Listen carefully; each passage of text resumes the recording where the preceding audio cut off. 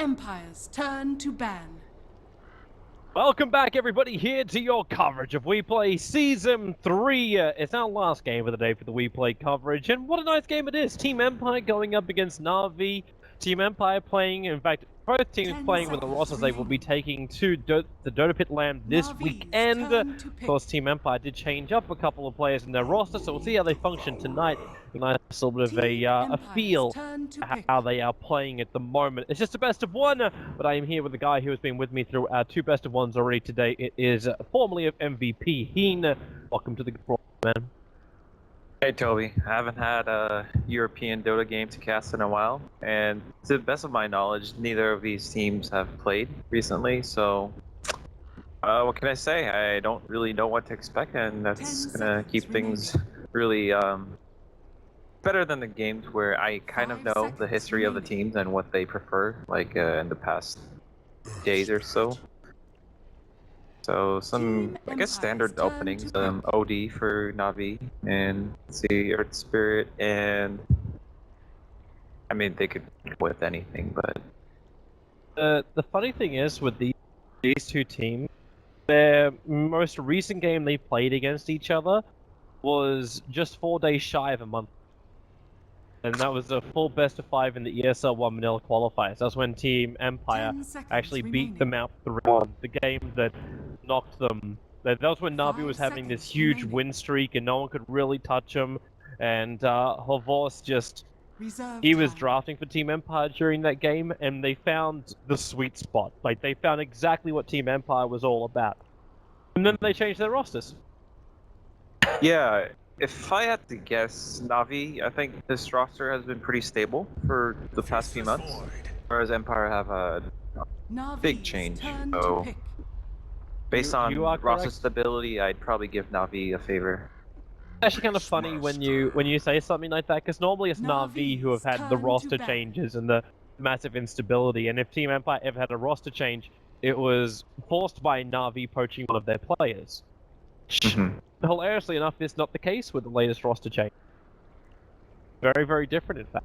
10 seconds remaining. Team Empire's last registered game was up against Rock's Kiss. So they haven't played an official competitive game for the 19th. Team Empire's turn to ban. Oh wow, I'm sure these teams have been added privately in the tournament, like the Shanghai Majors having concluded. I'm sure both of these teams have had, I mean, they've watched the games and discussed ideas about, like, oh, I mean, that kind of strat looks pretty good and we could try for it ourselves. And it's sort of like a convention, like these big tournaments, like the majors, where best teams in the world get together and showcase what they've prepared. And the other competitors who unfortunately weren't able to attend can use ideas and develop them into their own game. 10 seconds remaining. 5 seconds remaining. Into the game, man. I'm double checking. Yeah. I'm double checking who NN is. Reserve time. I believe it is in fact No Fear. Okay. He was the one I wasn't too certain about. That's why I had a bit of a pause. I'm gonna ask a couple people exactly. Yeah, we believe it's actually No Fear. So, Goku, No Fear, Aloha, Mystic, and FN. Roster for Team Empire, which is meant to be the roster they're taking to Dota Pit. Yeah, No Fear is one of the players. I mean, a lot of these players I don't have too much knowledge about, but there was a player I remember when there weren't as many AKs. This guy was playing a 5-position professionally, and he was almost 8K or 8K. So I was like, wow, tough for a support player to get 8K. That's only if he's playing support heroes. Yeah. Still. Yeah. I mean, going back to the draft though, Void pickup is sort of surprising for Team Empire because I don't think Void and Earth Spirit have that good of a synergy. Mainly because Earth Spirit won't be able to land his ult as well. Like, I mean, he's a melee hero. Yeah, he has to get a melee range to start his ult. That's kind of, I'm interested to see how Empire work this out. 5 seconds remaining. Yeah, I'm interested to see too, because Team Empire are a team which Like, they would actually defy Reserve the time. logic of synergy, where they would face this void off lane and pick a melee call like his Ven, try and couple with it. It just made no sense at all until you then saw the nuker would come in the mid lane Navi's role. turn to pick. Things like Lina, Queen of Pain, such like those type of heroes would be what Team Empire would turn to. But it's difficult for those heroes to Team try and lane in the mid turn to ban. because one, we now get the greatest, well, one of the greatest wisps in European Dota, I should say CIS Dota as this region is, the IO in for Na'Vi. Navi's And you're turn running to an ban. OD in the mid. Beastmaster off lane, he was one of the top picks during the Shanghai Major for a very good reason. The vision and lane presence this guy offers is unbelievable. And then we go back to something we saw early today, coupled with Mirana. Probably not in this case, but it's still a Bane pickup from Na'Vi, a great single target controller. 5 seconds remaining. Easiest way to save people though from a Faceless Void Chrono. Reserve Most time. common counter to that would be something like a Vengeful Spirit, so I feel like Team Na'Vi's got to have Empire's something up their turn to sleeves pick. if they're picking up Bane over someone like a VS. Yeah, I think the Oracle might create problems for Navi because it's like the perfect counter to these long cooldown initiation tools like Bean's Grip and Primal Roar. Interesting that Team Empire went for the clinks. Not so early, but I'm not convinced that it was the remaining. best clinks game so far. 5 seconds remaining. They're probably gonna pick a mid hero that you talked about, like that combo Reserve Lina, time. perhaps. What else? Should probably pick a mobile hero though. Oh, their heroes are pretty mobile on Empire so far. Earth Spirit, Void, Clinks with the Windwalk. Kind of go everywhere.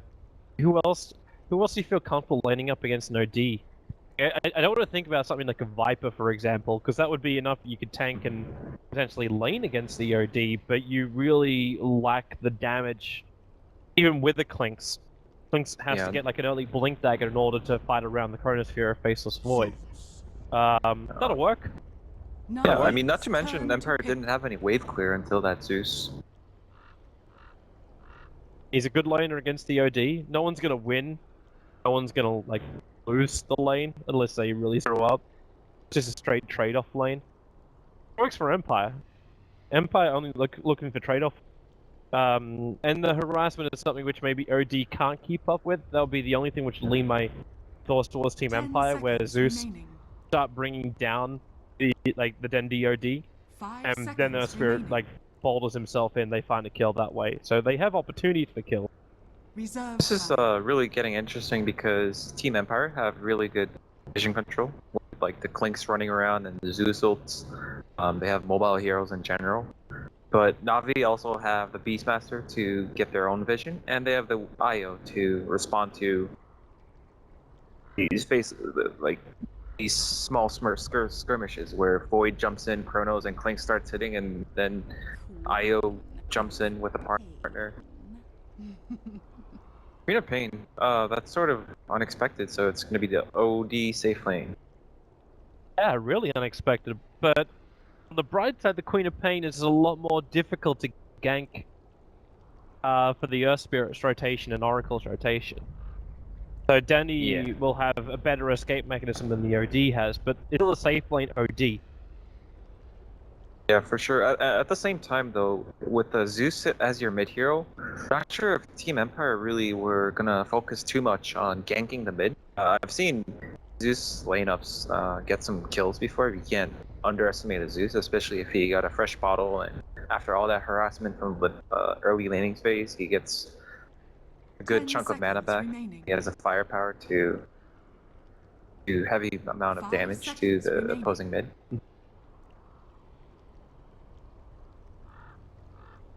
See how we can execute it at least. Team Empire, I don't know what to expect from this game because Navi's been boot camping for the last few days. They're preparing themselves for the LAN. This is really good competitive practice for them as well. Even though this game doesn't actually affect the WePlay tournament, we're at that point where Sega has just obliterated this entire group that they should be, and I believe if I read it correctly, they're the ones that have already qualified for the LAN. Just have to play out these last games because they're in this game. So these teams can use this as pure practice for other tournaments.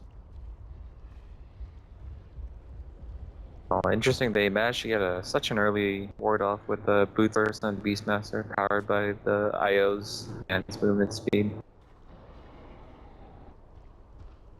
Yoki. I know it's pronounced Yoku, but I just keep saying Yoki. That's how 30 I pronounce it seconds in my to mind before someone like Empire Manager like tweeted it or something, and that it's actually pronounced Yoku. Yeah, you can't be blamed, man. Like it's literally written there, Yoki.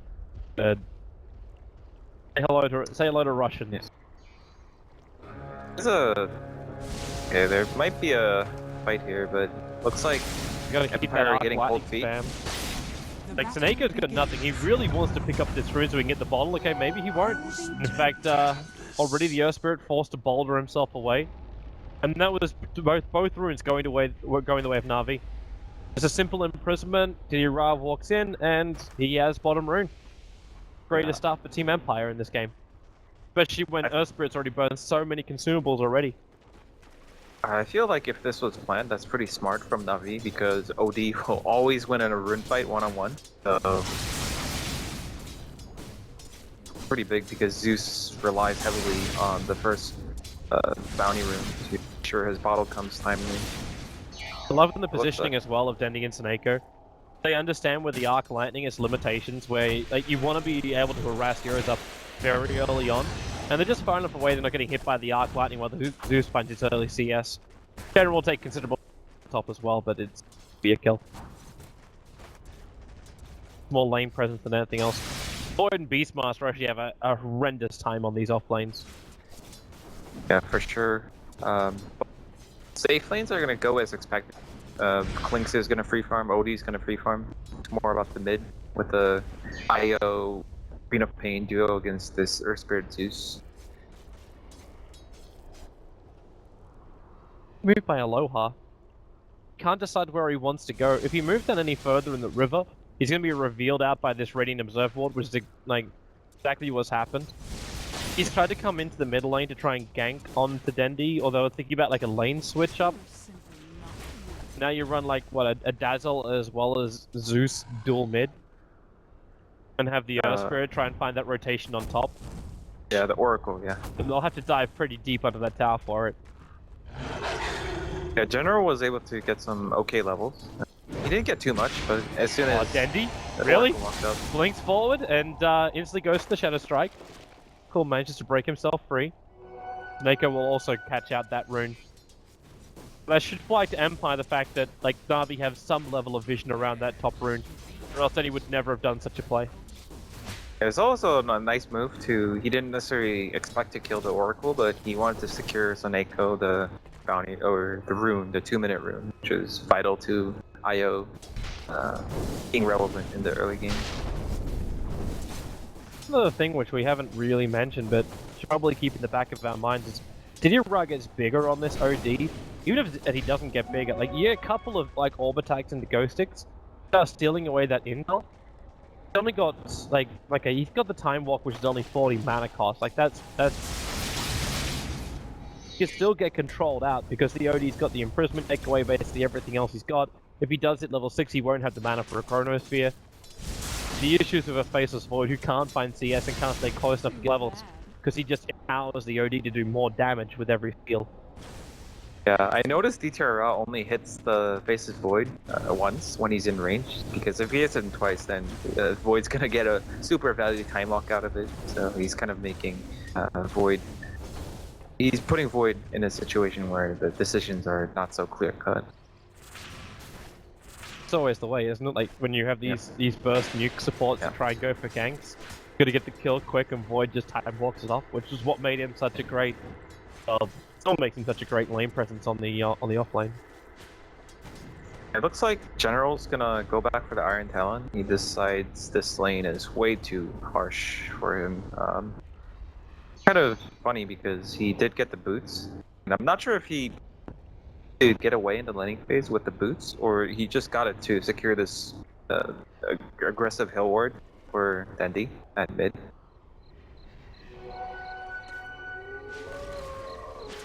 And for now, it seems both teams are really mid-centric. I think, as we expected, the safe lanes are going as... I mean, there's not much the offlaners can do unless the safe lane make a mistake on the pull. Passive start. The only aggressive play we've really seen, like, is one the attack up on top lane against the Master. That ended up being more like lane harassment. And the second one was the aggressive blink from Dendy. As you said, was more of a space controller than anything else to control that top rune area. I think it's pretty passive for now. General, well, they're gonna go again. The boulder forward, FN. Now he's got to test out just how much damage he's got with a kick. It will be the first blood. Oh wow. I thought General might be in trouble, but I didn't actually think he was gonna die. Kick though. It's been some time where it's passive enough. Like 3 levels up in Searing Arrows is a hell of a lot of damage. That and the Earth Spirit, that was he level 3 before the kill, or did he level up from it? Probably he was level 3 already, because his EXP gauge is quite far. The second rank in the stun probably made a big difference. It's really difficult to try and find that kill. Until he's got Sonic Wave, like, that's not a guarantee, because he went for 2 points up in Shadow Strike. Maybe another reason too why Oracle was rotated into this mid lane. Try and counter that control ability of Dendy's. They saw the secondary ward from Fire with their starting ward, so fast and nice D ward from them. It's gonna put so much pressure on Yoku.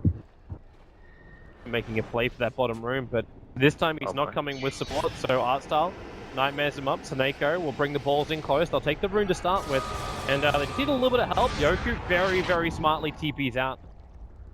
Understood that a quick rotation from Dendy would end in his death. They have no stuns after the nightmare's used. Radiant's top tower is under attack. Move in the void to the mid lane now. It's not level 6 yet. Aloha's also here trying to find some good XP. Yeah, I feel like this laning stage will go on until something happens at mid, like Dendy gets level 6 and dives the Oracle or the Zeus. Speaking of which, he just did that. I also want to keep my eyes on bottom lane. Didira is waiting for that attack time. General's also managed to find himself a little bit more space on top. CS has been pretty poor until now. Wave came back behind the tower, now he actually hits level 4.5, so it's better for him. Really needs to get the roar up on him. Roar up against like a faceless void when he triggers that chrono early on. It's too damn good. It means Zeus has to pump that all of the damage for his team. It looks pretty even for now, but I'm curious as to who's gonna make the first move. Usually the Queen of Pain. I mean, Navi's lineup is more proactive, I guess, whereas Zeus, he just does damage. He can't really hit level 6 or 7 and be like, guys, I'm ready to do stuff. For at least another 10 or 15 minutes when he gets those utility items, he's going to rely on the Earth Spirit or the Void to do something for the... Void still, like, they need level 6 on the Void to do anything. Get really annoyed as well with the fact that lightning bolt from Yoku. He's just used 2 of them. He's only got really, like, when he commits the soul ring, obviously gonna have a little bit more left. But the observer ward they haven't found. It's actually safely on the Na'Vi side of the river. They moved us forward to ensure 1 rune, while Na'Vi is still farming every other lane. It could also be the Clinks. FN can... Clinks is going to be pretty strong. Is he going to go for the Medallion build or straight Dezo? Probably not the Orchid.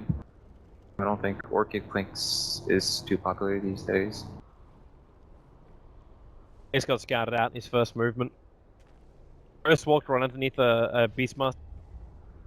And instantly you saw the movement of General's Hawk over towards his own ancient area.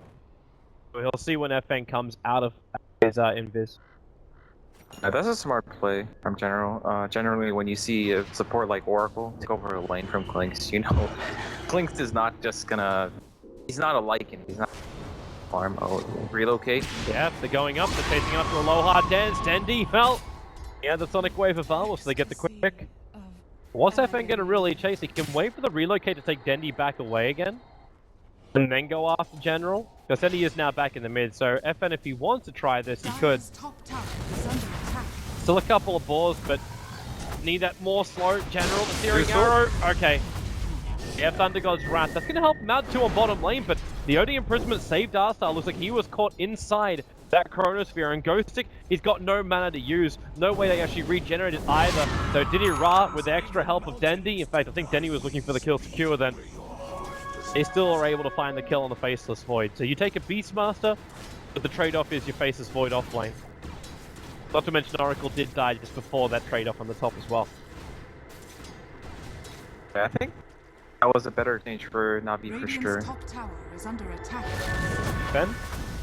Go. Dire's middle tower is under attack. Okay, you got a double damage Clink. 3 hits. Ghost Scepters are the item game. And Clinks is gonna go for the Dezo most likely. Probably not the BKB. Dezo. That's BKB actually can gonna make be a lot pretty of scary. sense The if scariest thing about Clinks is that he doesn't need a stun. He basically does so much damage that he's gonna solo kill a good portion of Navi's heroes. I'd like to see him go into the BKB after the Desolator. Obviously, OD is looking to drop the hammer on him. Yeah, maybe not, because like, your 2 control abilities from Na'Vi is like your big ones are raw, both of which ignore BKB. He might go linking. Might. Because they don't really have good... Wisp doesn't have any abilities that proc Lincoln's Beastmaster have anything other than Necrobook Mana Burn. It's still sort of awkward. Hostile might want to get this sentry ward down. Plant down the Observer ward, but FN's just wanting to attack. I'll have to wait a little bit longer though, because he just ran out of his Death Pact. A Dragonlance pickup from Teacher Raw on the OD.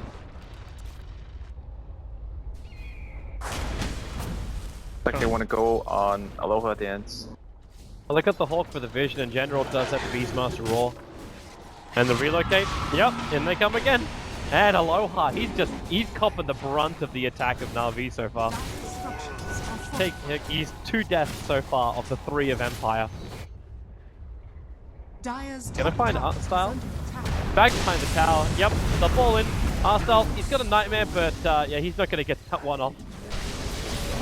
Been pulled into silence. It's actually quite funny. It's like an eye for an eye, support for a support, and the same pressure on the safe lane tier 1s. Na'Vi can't come back and defend it, can they? Because yeah, it's the TP still on cooldown for Diddy Ra. Yeah, it's sort of awkward right now. There's not much point to it anyway. Like you got your trade-off. Be happy with it. Mako, wow, is Aloha? Has he got enough? Almost. The bottle charges and stick charges keeping Snako alive. Tower is under attack.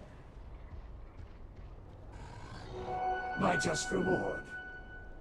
I'm wondering if are going to actively try to use Ghost Stick to Chrono, because my personal opinion on Void early on is that Chronos aren't too efficient. That's why you see a lot of like it's nothing like, I mean, it's sort of like a black hole. Like the first Chronos you can afford to just use it on anyone, like a solo support even. But it looks like they have enough damage between the Zeus and Lynx. It's almost like they don't need a disable at this point. Good thing to help. Maybe you look at it from the other point of view, where the Chrono is just stopping the counter initiation. Like if you can catch the OD, and there's just no imprisonment. And well, they got a Fiend script. Arstal instantly has to dodge, and oh, okay, almost dies as well from the. Never mind. Die. Zeus is on the field, and Thunder God's Rats off cooldown. Easiest kill of his life. Yeah, just so much damage from FN right now. Crazy fast Dezo too. So Yoku, he is going to be feeling so good about this game so far. Yeah, you definitely. haven't really played lost your pretty lane. stable. You didn't die to Dendy, and you keep on ensuring the kills of Team Empire, which is almost a kill, and he just puts them over the edge. For Empire, their next move is to somehow either they'll create an opening where they'll notice where the majority of Navi's heroes are and they'll go Roche, or Navi will go for one of those ganks where they expend the Sonic Wave and the relocate, and they'll be like, okay, you know, one of our teammates died, but we can take this Roche because their spells are on cooldown. Both teams smoked up right now. Navi's not going to find anyone with their smoke, however. Radiant's top They'll add tower pressure is under towards the attack. mid-tier 1 tower, and this Dire's will middle tower force the is hand of under Team attack. Empire. There's no observer wards Radiant apart from like this structures are fresh one that fortified. was just planted down. This is a big Reveal moment the for movement. Ghost Stick though. The Chrono. Dire's structures are fortified. Where's the jump? He's in position, goes to Chrono, only catches Snako out. The kick will come in, and the Wisp, well, is protected for a moment by the Nightmare. But the Thunder Girls Rattle Fish job general in there on the front lines, brings down the Earth Spirit, Diddy Ra. He's still got that ulti drop. He's got 15 stolen intelligence with a Sonic Wave from Dendy. They're gonna have enough damage here. One more attack, and now the ulti will drop with the last orb attack after death, flying through the air, meaning the 4 heroes of Team Empire are down. The Fiend Grip is still up from Art Style. They find the pick, and Team Empire will get wiped. Dendy just taking everything from them. They got the big kill as well. They managed to bring down that Clinks at the very end. Holy crap, I didn't think that teamfight was going to turn out this way. After the... I mean, the Chrono wasn't the best, but they got a clean kill on the Wisp. And then... the OD ult did so much damage. So much more than I expected. Last I checked during the teamfight, amidst all that chaos, I thought Yoku was completely fine in terms of like HP and mana. And then just like 2 seconds in, got hammered by the OD. I still can't believe he held on to the Eclipse for so long. Even if it was, I believe it was a level 1 Eclipse and he goes up. No, because he doesn't get the experience. Yeah, he must have only just cracked his level 11 during that fight. So much stolen intel, but he waited so long for it too. A lot of ODs will burn it up like maybe 2 attacks. I was pretty patient about it, and that's one of the scary things about OD. You just never know when it's gonna drop. Dire's top tower is I mean, under as the attack. fight progresses, you kind of like, when things are hectic and there's like fights happening across like the span of 3 screens, you assume that the OD used an ult somewhere because like half your team's dead, and then he drops a hammer at the end, and you get team wipe, and you're like, oh boy. Dire's top tower is Navi? under attack. Yeah. You're gonna relocate in with Snako, and they could do this. Rochelle's pretty low. And the relocate, well actually, it came down a little bit further. So they actually found Yoku in the bottom lane. Snako will actually sever his tether, so then he can go for more. They got Sonic Wave off cooldown 11 seconds time, and actually he relocates out the Beastmaster who was being initiated on. So then he can go for more, but the Chronosphere, it was still up for Ghostic, but the damage from Diddy Ra is just so big. Even if he loses Dendy right now, he's still going to get the kill onto FN, burning the Aegis, the Immortal. The damage is not enough from that Oracle to find the kill, and Snako has already managed to walk himself back over again. Again, this damage. Diddy Ra's just going ham. He's got 60 stolen intel, just pumping out even more, and the Clink, he's almost a 3-hitter. But Diddy Ra, Zeus will throw the ulti out, which gets some kind of collateral, bringing down that Wisp, but the OD is beyond a beast. And he'll have a BKB for the next fight, or whatever the hell he wants. It's so hard to gauge how much damage OD's gonna do in a fight, because you just simply can't. It's not like Slark, right? When Slark is more intuitive, because as the fight progresses, you see him attacking like a madman, like attacking like 2-3 times a hit, and you're like, okay, we have to like disengage and wait 2 minutes so his like 80 agi stacks go down. But OD, you don't really notice the difference. Till he hits you. Yeah. Nice wall discovery there from Team Empire, bringing down the fresh one. It's an obvious position as well that Na'Vi are going to look for as they try and attack into that tier 2 tower in the mid. Oh, ball forward, that's a long way to go. Actually, well, he got the pull. Beastmaster did get silenced, there was an instant roar back. Dire's bottom That's a tower level is under 3 attack. Necro Book already up for General, 18 minutes in. He did rush the Necro Book. He'll do so much work in the upcoming team fights. especially for a team that isn't running a BKB hero yet. FN actually recipe? No, it's not. It's Ghostix headdress recipe on the courier. It's the recipe, but then you'll have his BKB. Yeah, potentially Beastmaster is going to be... He's going to be able to solo kill everyone on Empire, except maybe B Clinks FN with a max duration Death Pact. He has almost 2k HP.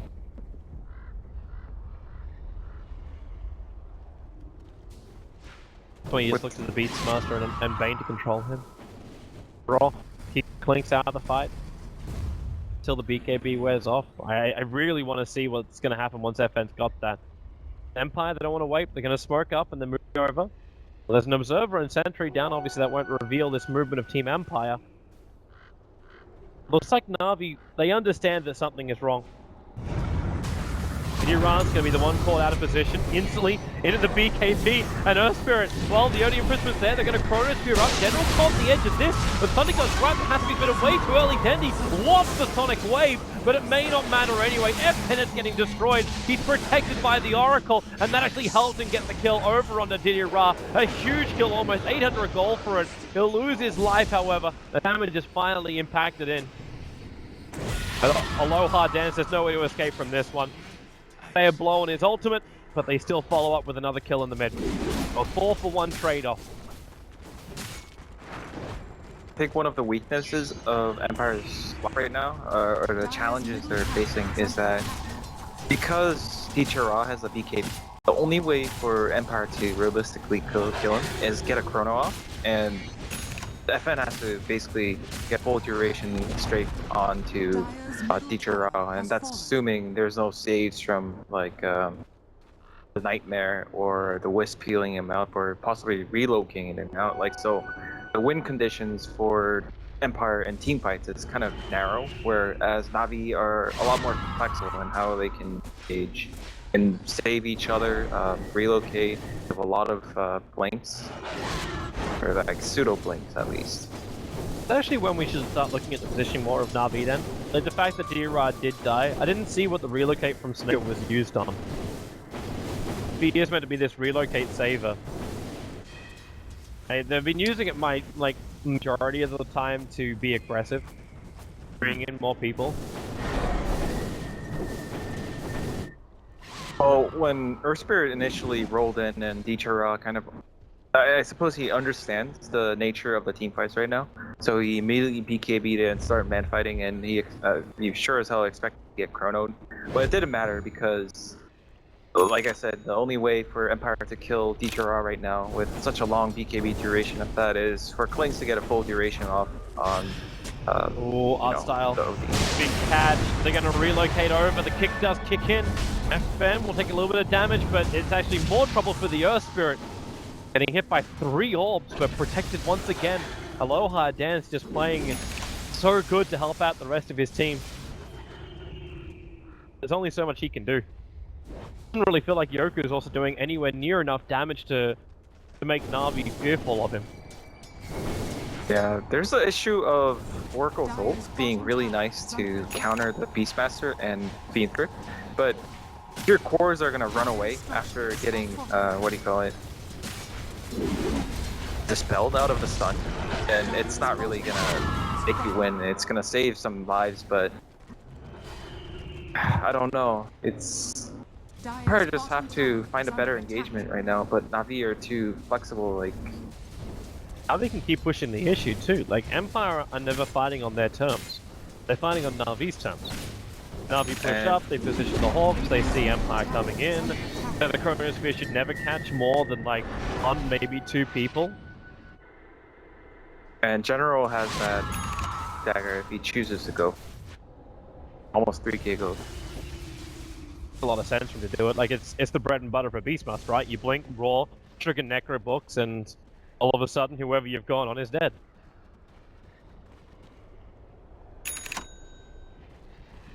What else would you even get? The Beastmaster? If he's greedy, he can go for like a Boots of Travel, perhaps. Even though, yeah, it's kind of like a no-brainer nowadays. You just go Necro Book and blink. What happened to the Axe Beastmaster? Like, why did that fall off? I don't think it's too efficient. It doesn't really change the nature of the game too much. The range is nice, but I think Beastmasters usually get the Blink Dagger anyway, and your range is kind of limited by your Hawks, right? So Look at the fear of Ghostic. The second Arstyle showed himself, he instantly turns to Time Walk back into base. Really worried about potential Griffin to relocate kills. And he's a long way away from the rest of his team though, so there's the chance of Na'Vi looking kills right now is pretty low. They're just controlling the entire map, and Empire, they have to stick as 5, so even economy-wise, they're getting destroyed. it's kind of playing out the same way as the early games in SEA region. The Fnatic versus Mineski series is sort of what happened. Interestingly enough, Fnatic was on Radiant, and basically Mineski, they had a hard time leaving their base, and to make it not so obvious, they would often, smoke up. But they've read several smoke ups so far, and it's just going to be really hard for Empire to basically catch a break and get objectives after a team fight. Fen is the biggest bait ever right now. And the Beastmaster wants it, General, he wants to blink, Raw, Necrobooks are up, but Aloha is waiting for it. They relocate in with the OD, but that seemed to be very optimistic, and for reading all the smokes, this time Na'Vi didn't read the fact that Team Empire was waiting for him. Wasn't it? Weren't they being seen? Didn't General have vision of at least the Earth Spirit or the Oracle? It was daytime. He should have. It was daytime, so the creep wave was most definitely looking down the hillside. But he still went for it. I'm just wondering if he didn't see the Oracle. Maybe they thought they can get the pick and get out. But now they don't have the Necrobooks. They see Klink's running away, burn a little bit of his mana, but without the Necrobooks, they're missing quite a heavy chunk of their control and damage during fights. They did trade the Necrobook cooldown for the Zeusel, so they basically have identical cooldowns. And Dendi gonna break some smokes here. Yeah, Empire, Dendi, he blinked forward, right on top of the Clinks, the kick will come forward, and Dendi, he'll just BKB. Thinks about turning around, goes to walking it up, he can't get the ulti off the Sonic Wave, hits on 3, the mech is a little bit too late from Aloha. He didn't have the ultimate because they used it on the top lane previously. Now did he run? Well, there's your extra control. It's going to be over on Yoku. Very difficult to escape from this one. In fact, Na'Vi already understands that he cannot, and they're moving for another target. Artstyle, the Nightmare. It catches Aloha, and Seneco is a wonderful double kick, but then he comes in once again. The Raw splits the fire. Seneco with the ghost. Can he actually survive this? He can. He has enough regeneration. Empire, they lose 4, Dendi claiming 3 of them. The only one to survive right now is FN, who in fact waited for the Clinks to return. Finds the kill, but now they also buy back on the Zeus. I don't even know if this is really enough to stop, but General's Necros are up. And again, Na'Vi are arse at bringing down buildings. Na'Vi are completely fine with this. They forced a buyback, they got some tower damage. I don't think they expected to get tier 3 damage at all. It just happened that the team fight went so well. It's such a clutch Orchid by Dendi. You could tell that the entire Empire team was kind of caught off guard, because I think if Alola Dance was prepared for that, he could have false promise the Void right away. At least they could have gotten Chrono off. Movement now from Empire. The rune now, Na'Vi have no vision at all around Roshan. And they're not really grouped up ready to move just yet. So yeah, this Roshan actually belongs to Team Empire. With FN and all of his damage, he's definitely going to kill this off before Na'Vi can reach him. This is a big saving grace. The question is, who do you give it to now? Okay, it looks like it is going to be FN. No, he's the primary source of damage, but FN was the sole survivor of Team Empire in the last game, in the last fight. And he is the tankiest of the wall. I think it also has to do with the fact that right now it's really hard for Empire to leave far away from their base without, being detected or not. It's setting off obvious alarms to not be. FN on the other hand, he's clinks, he can move around. At least. Oh, General! He blink roared and then instantly went into the Necro units. I wonder if that was just a shift-clicked move because he didn't get the initial roar off. Now the Shadow Strikes and go over on Aloha. Purges and keeps walking himself forward. Such a cheap ability, isn't it? Fortune's End. Well, that's nice. Next time, Dendi cannot stop Faceless Boy from getting thrown off. A Blink Dagger now up for Ghost Sticks. I think gonna make it harder. But you know, you never know. Dendi might exceed your expectations. Free cast out Orchids. You'll have to have vision of him before he jumps, though, if that's gonna happen. So a lot of pressure either on the warding or General's Hawk positioning. If any player is capable, it might be Dendi.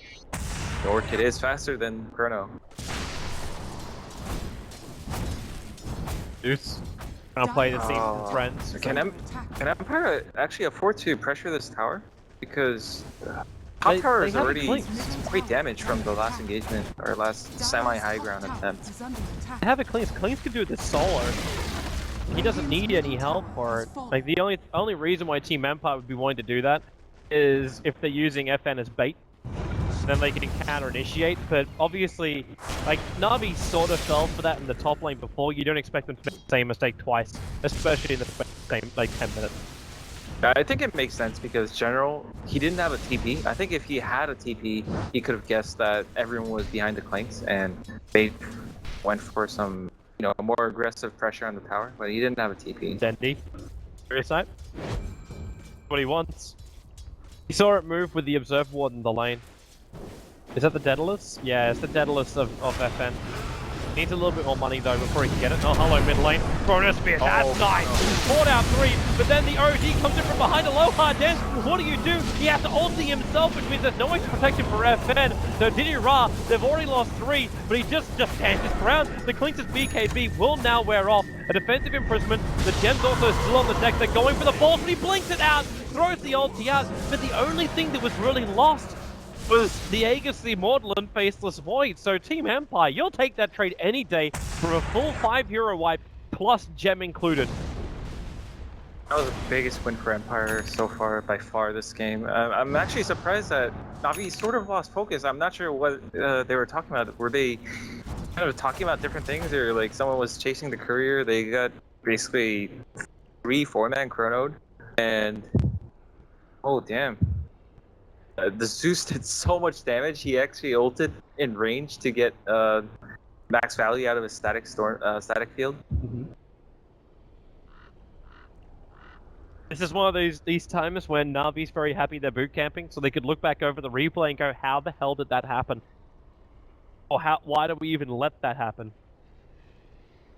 I think part of it is that they actually went searching for Empire. I think one of the common topics that have been recurring in not just this game but earlier games is that the losing team, it's really hard for them to leave the base, and just now Na'Vi just marched their entire lineup in front of the tier 3s or where the tier 2s are basically, and made it really convenient for Empire because they've been wanting these kind of team fights. It's just problem is getting there, getting from point A to B without revealing it in such an obvious manner. Seems really odd again. Na'Vi with all these saving mechanisms, they understand the Chronosphere is a massive problem for them, yet they've walked into a position where 3 guys can get chronoed. And it's all 3 guys looking for the kill. Yeah, I mean, it could have been worse. I think Dendi could have possibly lived. I was actually surprised that Empire focused the Bane instead of the Queen of Pain first. But a gem pickup on Aloha Dance, this should help. Usually after these kind of confidence boosting team fights, you can pick a gem and finally get rid of all these suspected wards, which actually aren't there. That was the only ward up for Na'Vi. They all timed out just like either just before or during the fight. Na'Vi rely on the Hawks more than anything else to give themselves a vision now. I'm just wondering if they're ready for the ramifications of what happened after this.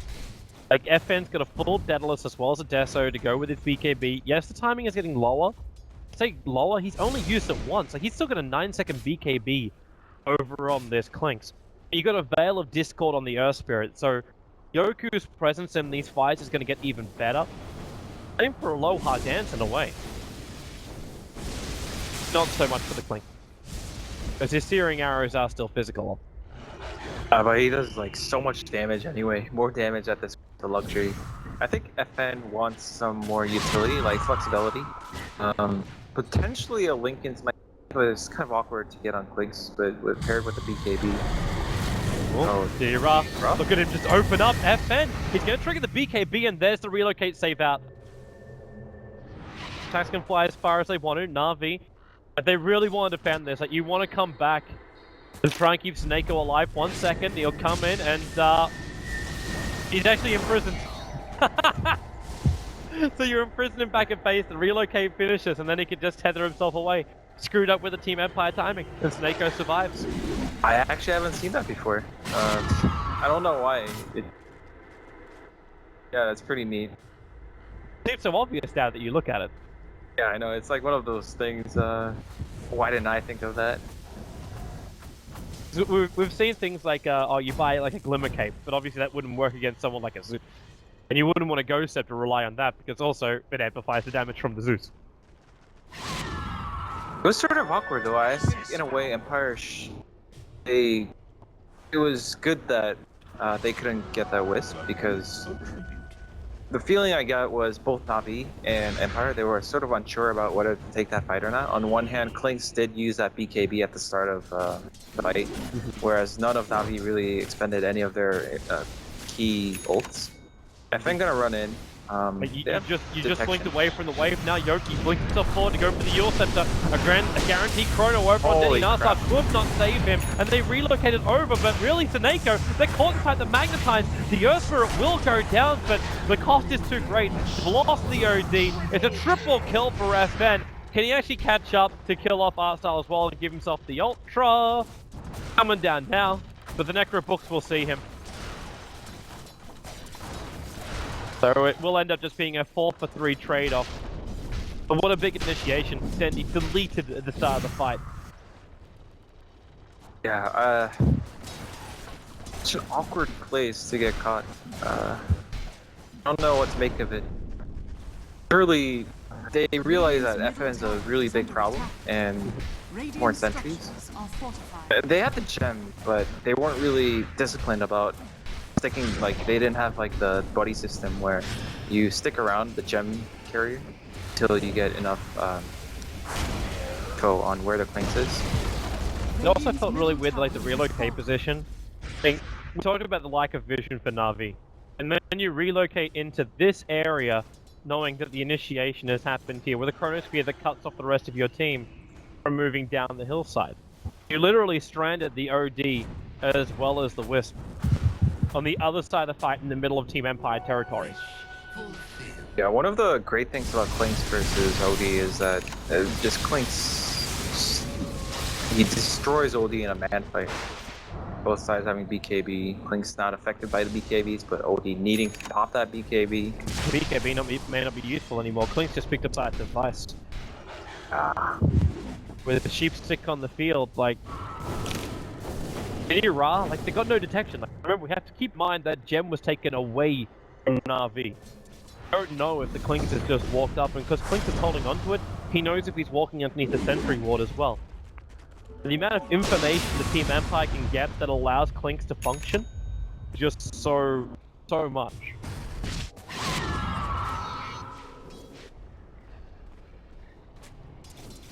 It might be Empire's waiting for the third Roche. They have no reason to rush things. I mean, the momentum's completely changed. Yoku has gotten pretty big. He's holding on to his money. Wondering if that's going to be a Bloodstone or an Octarine. I don't think Bloodstone's worth it right now. It's kind of late, and the nerf is pretty big actually, so I'm going to assume it's at least an Aghanims or an Octarine core.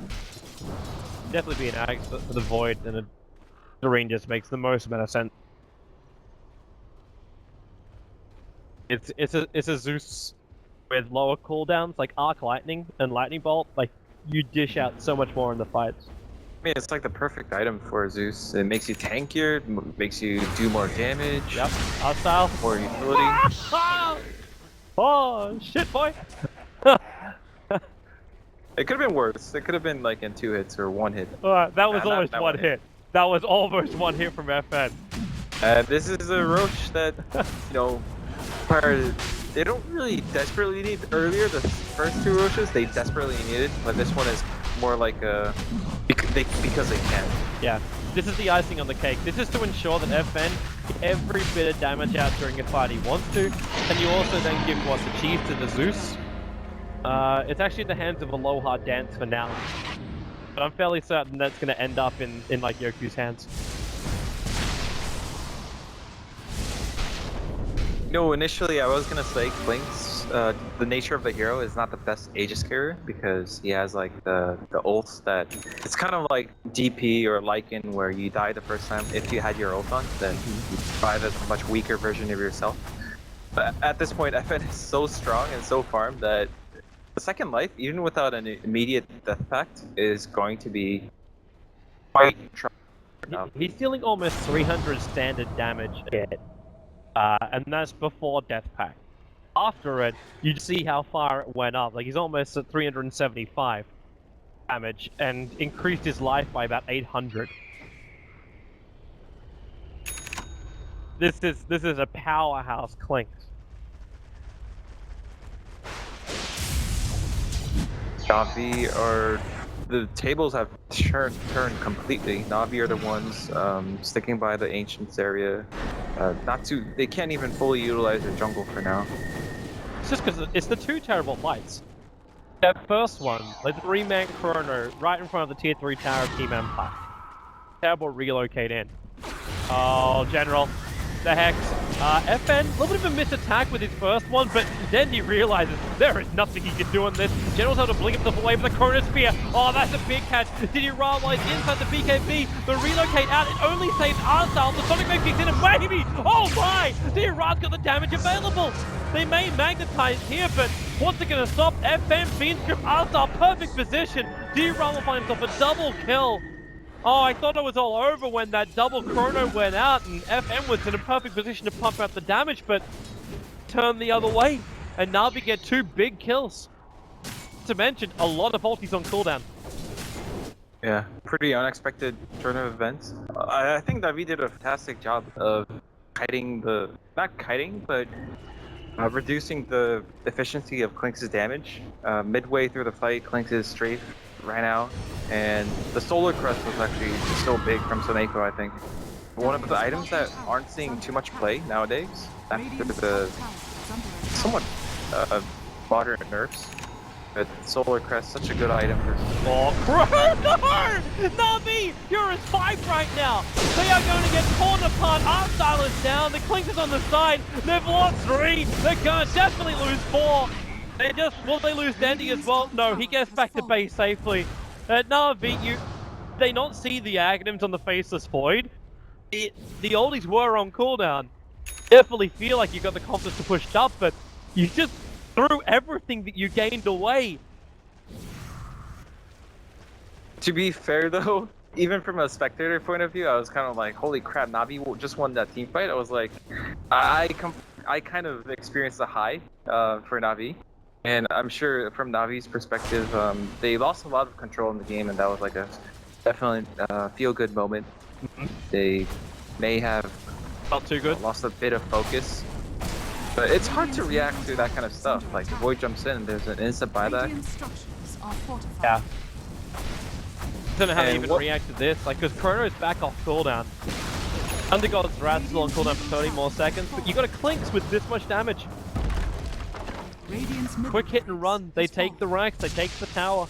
The only thing that stops them from taking more is 1, Navi coming back alive, and 2, Navi at least didn't lose too much on their side lanes, so those tier 2 towers are still up. Focus a lot on FN, and we stopped talking about a lot of his teammates. I think Yoku at this point he might be dealing more damage than FN. I mean, he's a Zeus after all, and he's scaled pretty well. Considering how hard the game was in the early mid game, he's getting some real items now, and the Void there wasn't much impact from him earlier in the game, but now with a dagger and Chrono, I mean the Aghanim Scepter, he's gonna have just feel so much more confident. Doing But it with again. Chrono, it's nothing. Just 3 heroes in the front line. General able to blink himself away in time, but R-Style, he walks up. Now, they're not going to relocate in for R-Style. Like, just accept the casualty. Radiant's bottom tower is under Navi, attack. once again, like, up against such a lineup like Team Empires, where you're looking for such big aggression, and you need to have that relocate saved. They're using relocate again aggressively. Get in behind them. Yeah, they have to be really careful. Radiant's There's bottom tower is under attack. Two I mean, all the cores on Empire are being a nuisance now. FN and Yoku being the damage source, and Radiant's Ghostic. bottom tower is It's hard to kill a Void with Radiant's bottom barracks these is items, under basically. General's been tagged. Radiant's He's bottom really hoping he can finish his refresher off so he can have double rolls and necros, but Taneko! 3 hits, 4 pit will finish the job. The Chronosphere actually catches the Earth Spirit out, but it does the bigger thing.